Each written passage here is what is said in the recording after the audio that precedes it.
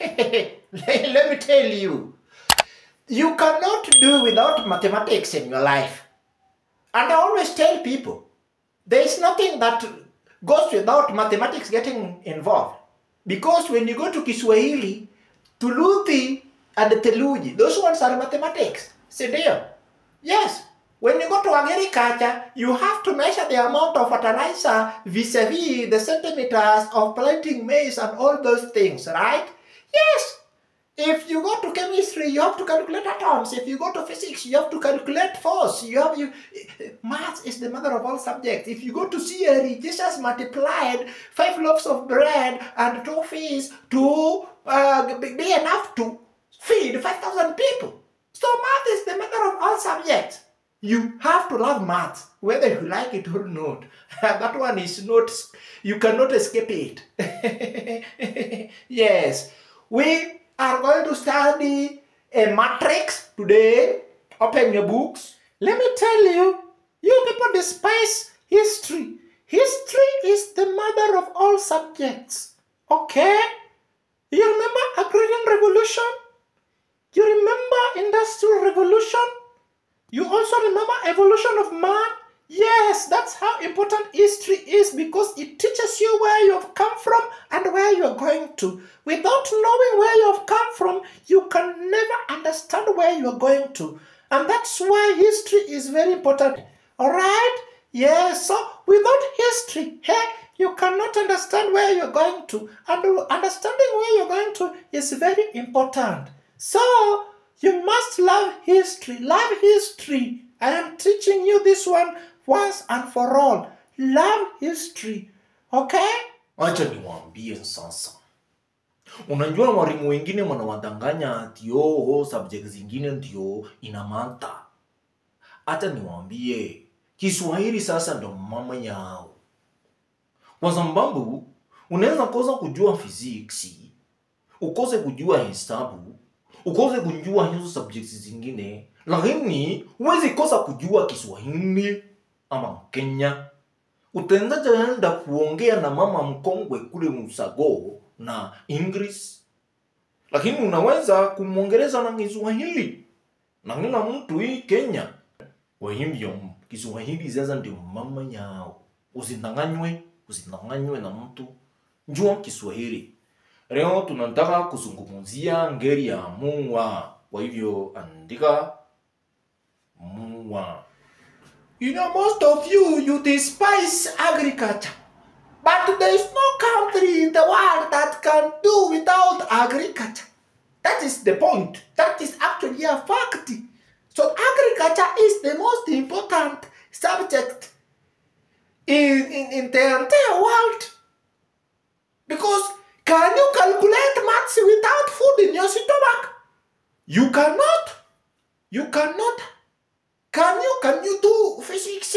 Can you do chemistry? Can you study any subject with an empty stomach? You cannot. You will faint. So agriculture is actually the best subject in the world. In fact, it is the mother of all subjects. Yes, you do not despise agriculture.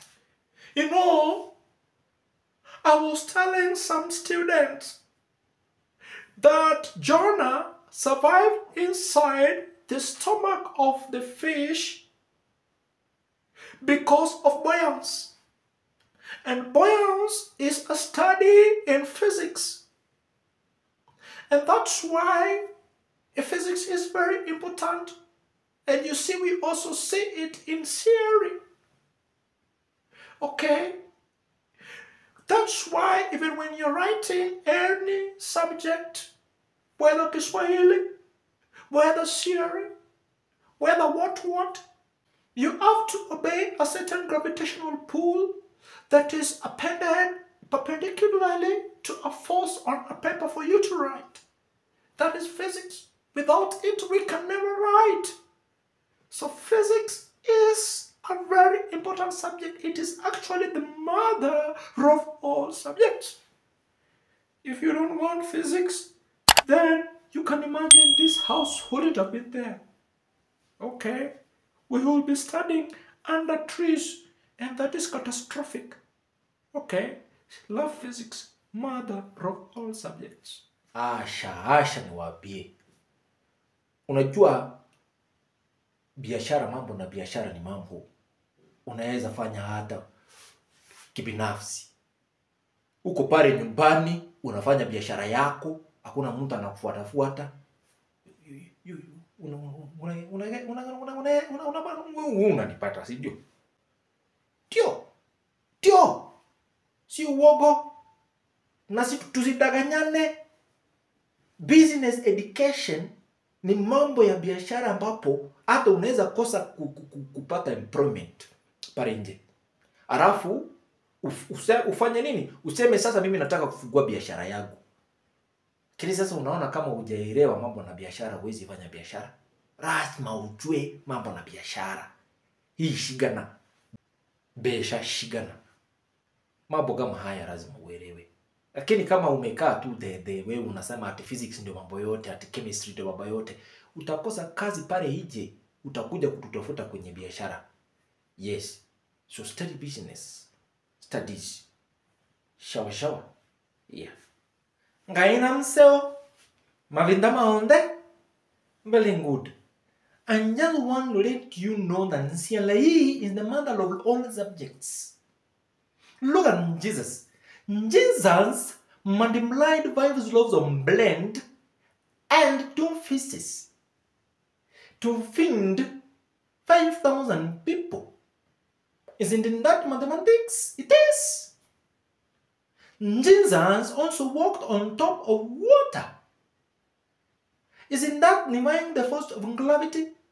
He defined the force of gravity. And gravity is in where? In physics. Jesus also converted water into wine. And watu wakakunywa yote. Isn't that chemistry? Pure chemistry. So you look at it and you see CLE is the mother of all subjects. In fact, study CLE very well. Alright. Are there subjects that you don't use English in? Even Kiswahili, we have to translate some words from English to Kiswahili for us to understand Kiswahili. Alright? Every subject is taught in English, including physics, including maths, including chemistry. When you go for interviews, what do we use? We use English. So English is the mother of every subject, whether you like it or not. You have to study English, and that's why English is compulsory. Okay, so let us do collective nouns. What are collective nouns? Yes, you. Let me tell you. Ukitaka kujua kupenda mambo yote, just penda hii kitu inaitwa PE, physical education. Hiyo ndo mambo yote. Because angalia mtu kama Faith Kipyegon, alivunja ama huvunja? Alivunja. Angalia mtu kama Mbappe, anaula maakuli, anaula. Angalia mtu kama Messi na Cristiano. Wamekula ama hawajakula? Wamekula pesa. Kwa sababu yutu ya PE. Omanyala, anangimia ama angimbi? Anakula maguli, anakula. Yes, tupatane kwa kiwanja jioni. Sawa? Yes.